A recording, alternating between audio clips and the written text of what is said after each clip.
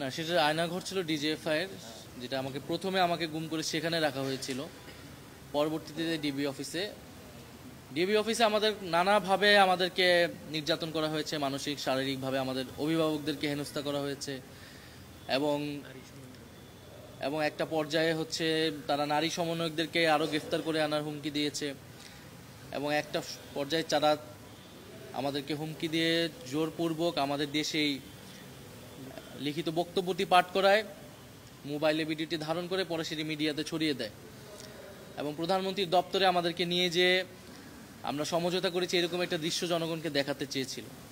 আমরা তখন অনশন শুরু করি, এবং বাইরে যেহেতু রিট হয়েছিল, আইনজীবীরা আন্দোলন করছিল, আমাদের শিক্ষকরা এবং সাধারণ মানুষ আন্দোলন করছিল আমাদের মুক্তির দাবিতে, সেই প্রেক্ষাপটে আমাদেরকে তখন ডিবি ছাড়তে বাধ্য হয়, এবং ছেড়ে আমরা আমাদের অবস্থান তখন পরিষ্কার করেছিলাম।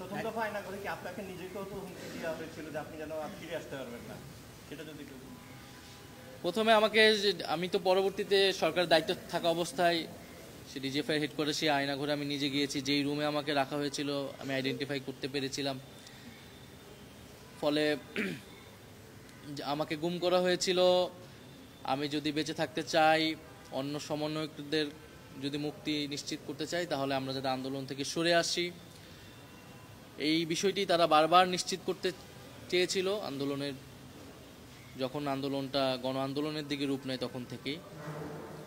ফলে আমার আদালতের কাছে এটাই প্রত্যাশা থাকবে, যাতে এখানে যারাই এই ঘটনার সাথে জড়িত, আমি গতকালও যেটা বলেছি আজকেও পুনর্বক্তি করছি, পুলিশ, র্যাব, বিজেপি, সেনাবাহিনী, যত বাহিনীর যে সকল সদস্যরা এই হত্যাকাণ্ডে, নির্যাতনে, গুমে অংশগ্রহণ করেছে এবং যাদের নির্দেশনায় এগুলো সংঘটিত হয়েছে, শেখ হাসিনা, স্বরাষ্ট্রমন্ত্রী ওবায়দুল কাদের সহ, তাদের যাতে কঠোর শাস্তি দেওয়া হয়, আমাদের এটাই প্রত্যাশা থাকবে, যাতে দেশবাসী, যারা আন্দোলনকারী, যারা আন্দোলনে হতাহত হয়েছে, তারা সবাই ন্যায় বিচার পায়। কিন্তু মিডিয়া, আমরা যেই প্রত্যাশা আমাদের ছিল, যদিও আমিও দায়িত্বে ছিলাম, সেই অনুযায়ী কিন্তু মিডিয়ার সংস্কার হয়নি, এবং মিডিয়া এখনও নিয়ন্ত্রিত আমি মনে করি। মিডিয়া, ডিজিএফআই আগে যেভাবে মিডিয়া নিয়ন্ত্রণ করত, বিভিন্ন নিউজ প্রকাশ করত, এখনও সেই চর্চা রয়েছে। রাজনৈতিক দলের নিয়ন্ত্রণ রয়েছে, বিভিন্ন কর্পোরেট প্রতিষ্ঠানের নিয়ন্ত্রণ রয়েছে। আমি যেই সময়টুকু দায়িত্ব পেয়েছিলাম, আমি আমার পক্ষ থেকে গণমাধ্যম সংস্কার কমিশন করেছিলাম। তাদের দায়িত্ব ছিল এই পুরো বিষয়টাকে সংস্কার প্রস্তাবনা করে সরকারের মাধ্যমে এটা বাস্তবায়ন করা। আমরা মিনিস্ট্রি থেকে যে মামলাগুলো হয়েছিল সাংবাদিকদের বিরুদ্ধে, যাদের বিরুদ্ধে অভিযোগ ছিল, একটি কমিটি করা হয়েছিল যারা মামলাগুলো নিয়ে পর্যালোচনা করবে। আইন মন্ত্রণালয় সুপারিশ করবে, সেই সুপারিশও করেছিল।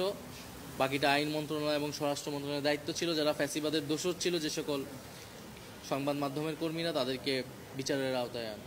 আমরা সোফার ট্রাইব্যুনালের কার্যক্রমে সন্তুষ্টি আমি জানিয়েছি, কিন্তু আমি এটাও জানিয়েছি যে সেনাবাহিনীর যে সকল কর্মকর্তার বিরুদ্ধে অভিযোগ রয়েছে, তাদেরকে কিন্তু 1 বছরের মধ্যেও গ্রেফতার করা হয় নাই, এবং অনেকের বিরুদ্ধে অভিযোগ, আমি নিজে গুম কমিশনে অভিযোগ দায়ের করেছি, আমি আজকেও এখানে নাম সহ উল্লেখ করেছি।